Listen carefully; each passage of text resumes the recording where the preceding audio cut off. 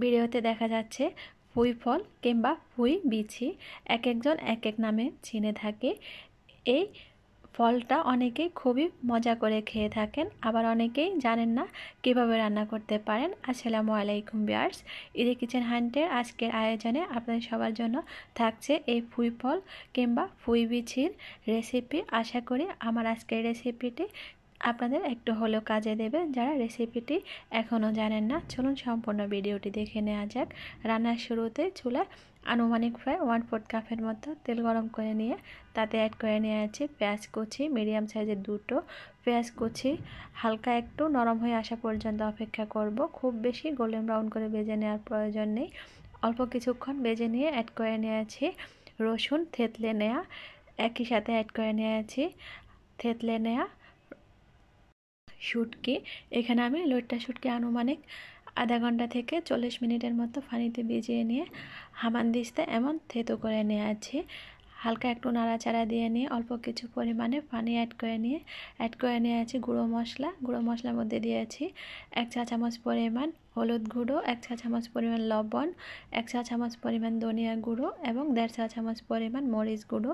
একই সাথে কয়েকটা কাঁচামরিচ অ্যাড করেছি। এই রেসিপিটা যেহেতু শুটকি দিয়ে তৈরি করা হচ্ছে তাই একটু ঝাল ঝাল হলেই খেতে ভালো লাগে। আনুমানিক 3 থেকে 4 মিনিটের মতো মশলা কষিয়ে নেওয়ার পর যখন চারপাশ থেকে এমন তেল ছেড়ে দিয়েছে তখন অ্যাড করে নিয়েছি 3 টুকরো ইলিশ মাছ। এখানে আমি রেসিপিটা ইলিশ মাছ দিয়ে করছি, আপনারা ইচ্ছে করলে ইলিশ মাছের পরিবর্তে চিংড়ি মাছও ব্যবহার করতে পারেন। ইলিশ মাছ মশলার সাথে 3 থেকে 4 মিনিটের মতো রান্না করে নিয়ে অ্যাড করে নিয়েছি কিউব করে কেটে নেওয়া আলু চারপাশ থেকে নাড়াচাড়া দিয়ে মিলিয়ে নিয়ে অ্যাড করে নিচ্ছি আগে থেকে ধুয়ে রাখা পুঁই ফল কিংবা পুঁই বিচি। এখানে পুঁই ফলের যে ডাটার অংশটা আছে এই অংশটা আমি বাদ দিইনি, আপনারা ইচ্ছে করলে এই অংশটা বাদ দিতে পারেন, তবে এই অংশটাও আমি দেখেছি একদম নরম ছিল, সেজন্য আর বাদ দেওয়ার প্রয়োজন নেই। তাছাড়া ডাটা সহ রান্না করলেও খেতে কিন্তু একটু মন্দ হয় না। তো আমি এখানে মশলার সাথে নাড়াচাড়া দিয়ে খুব ভালোভাবে মিলিয়ে নিয়ে উপর থেকে ডেকে চুলার আঁচ মিডিয়াম টু লোতে রেখে নিয়ে রান্না করে নেব আরও কিছুক্ষণ। ততক্ষণ পর্যন্ত রান্না করব যতক্ষণ না পুঁই ফল থেকে কিছুটা পানি বের হবে আর এই পানিটা সম্পূর্ণ শুকিয়ে যাবে। ওই পানিটা শুকিয়ে যাওয়ার পরে অতিরিক্ত পানি অ্যাড করে নেব। তবে অনেকে একদম চুলার আঁচ লোতে রেখে দিয়ে এভাবেই কোনো প্রকার পানি ছাড়াও রান্না করে থাকেন, আপনারা সেভাবেও ট্রাই করতে পারেন। তো আমি এখানে আনুমানিক 5 থেকে 7 মিনিটের মতো রান্নার পর আপনাদেরকে দেখিয়ে দিচ্ছি ঢাকুন তুলে নিয়ে। খেয়াল করলে বুঝতে পারবেন পুঁই ফল থেকে যে পানি বের হয়েছে ওই পানিটা এখনও কিছুটা আছে, তাই আমি আরও কিছুক্ষণ অপেক্ষা করছি। আনুমানিক আরও প্রায় 4 থেকে 5 মিনিটের মতো রান্না করেছি, অর্থাৎ মোট টোটাল প্রথম দিকে 10 থেকে 12 মিনিটের মতো অপেক্ষা করার পর এখন আমি অ্যাড করে নিয়েছি পানি। এখানে পানির পরিমাণ খুব বেশি হবে না, এই ফলটা সেদ্ধ হতে পানি বেশি লাগে না। আমি আনুমানিক মেজারমেন্ট কাপের 1 কাপ পরিমাণ পানি অ্যাড করেছি।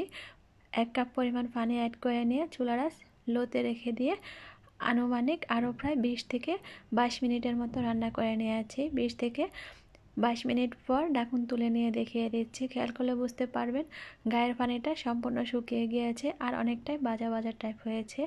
আর খেয়াল করলে বুঝতে পারবেন এটা কিন্তু পুড়ে যায়নি, কিন্তু চারপাশটা হালকা একটু লালচে বর্ণের হয়েছে। ঠিক এমন হলে সুন্দর একটা ফ্লেভার তৈরি হয়। যেহেতু এই রান্নায় শুটকি অ্যাড করা হয়েছে আর যে সকল রান্নায় শুটকি অ্যাড করা হয় ওই সকল রান্নায় পানিটা শুকিয়ে যখন হাঁড়ির চারপাশটা একদম ভাজা ভাজা হয়ে এমন লালচে বর্ণের হয় তখনই চুলা থেকে নামিয়ে নিতে হয়, এতে করে ফ্লেভার এবং টেস্ট দুটোই অনেক বেশি ভালো হয়। আমি ঠিক এই অবস্থায় চুলা থেকে নামিয়ে নিয়েছি, লবণটাও টেস্ট করে নিয়েছি, লবণের পরিমাণ ঠিকঠাক ছিল। চুলা থেকে নামানোর পর কাছ থেকে দেখিয়ে দিচ্ছি কতটা ইয়ামি হয়েছে, বুঝতেই পারবেন। তাহলে ফ্রেন্ডস ভিডিওটা এখানেই শেষ করছি, দেখা হবে অন্য ভিডিওতে। আল্লাহ হাফিজ।